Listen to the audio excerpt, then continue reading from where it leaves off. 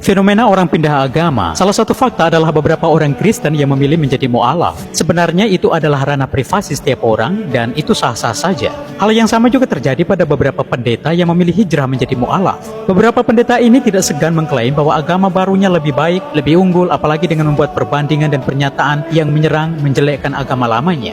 Saya akan mengulas fenomena ini dalam perspektif teologis dan teoritis. Teman-teman, seorang Kristen yang memilih pindah agama sebenarnya dia bukanlah manusia sejati seperti yang telah diajarkan Yesus sendiri sebagai manusia sejati. Dalam Lukas 9 ayat 23, barang siapa yang mau mengikuti aku, dia harus mampu menyangkal dirinya, memikul salib dan mengikuti aku. Menyangkal diri, dasar dari penyangkalan diri adalah pemahaman bahwa keselamatan hanya berasal dari Tuhan, tidak bisa dilakukan dengan cara sendiri. Setelah diselamatkan, orang-orang Kristen memahami bahwa Tuhanlah yang menjadi penguasa atau Tuhan di dalam kehidupan mereka. Oleh sebab itu, mereka tidak melakukan apa yang menjadi keinginan dirinya sendiri, tetapi keinginan Tuhan. Melupakan kepentingannya sendiri. Orang-orang Kristen harus mengesampingkan apa yang menjadi kepentingannya sendiri demi mengarahkan kehidupannya pada apa yang menjadi kepentingan kerajaan Allah.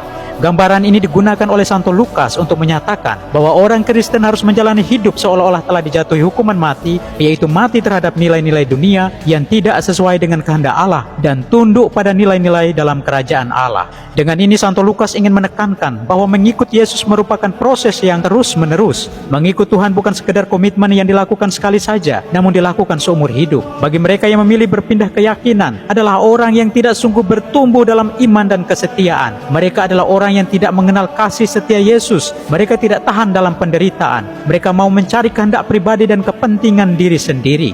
Janganlah kiranya kasih dan setiamu meninggalkan engkau. Kalungkanlah itu pada lehermu, tuliskanlah itu pada loh hatimu, maka engkau akan mendapat kasih dan penghargaan dalam pandangan Allah serta manusia. Lihat kitab Amsal bab 3 ayat 3-4. Teman-teman, memang menjadi murid Tuhan Yesus tidaklah mudah. Bagi pemikiran manusiawi kita, hal ini tidak masuk akal atau sungguh gila, bukan? Ikut Tuhan Yesus disuruh menyangkal diri, pikul salib pula, dan ikut Tuhan. Apa-apaan ini? Bagi orang yang tidak percaya ini adalah kekonyolan, tetapi bagi seorang beriman pada Tuhan Yesus, ini adalah jalan menuju surga mulia. Tidak gampang, tapi ingat, Tuhan Yesus senantiasa menyertai kita sampai akhir zaman. Dalam Matius 28 ayat 20, maka kata tuannya itu kepadanya, baik sekali perbuatanmu itu, hai hambaku yang baik dan setia. Engkau telah setia dalam perkara kecil, aku akan memberikan kepadamu tanggung jawab dalam perkara yang besar. Masuklah dan turutlah dalam kebahagiaan Tuanmu.